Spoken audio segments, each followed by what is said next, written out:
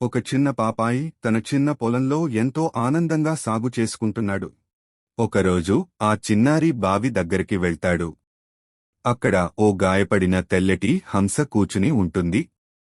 చిన్నారి దయతో తీపి నీళ్లు ఇచ్చి ఆకుల మందు పెట్టి దానిని బాగుచేస్తాడు. కొన్ని రోజుల తర్వాత హంస పూర్తిగా బాగుపడి ఆకాశంలోకి ఎగురుతుంది. పాపాయి దానిని ఆనందంగా చూస్తూ వీడ్కోలు చెబుతాడు. ఒకరోజు ఆ అబ్బాయి ఉండకుండా ఒక జట్టు కాకులు పొలాన్ని నాశనం చేయడం మొదలుపెడతాయి. చిన్నారి ఏం చేయాలో తెలియక భయంతో చూస్తూ ఉండిపోతాడు. ఆ సమయంలో మెరిసే రెక్కలతో దేవదూతగా మారిన హంస ఆకాశంలో నుంచి వస్తుంది. దాని చుట్టూ వెలుగులు మెరుస్తుంటాయి. దేవదూత హంస ఓ బంగారు విత్తనాన్ని చిన్నారి చేతికి ఇస్తుంది. చిన్నారి ఆశ్చర్యంతో చూస్తూ ఆ విత్తనాన్ని ప్రేమగా తీసుకుంటాడు.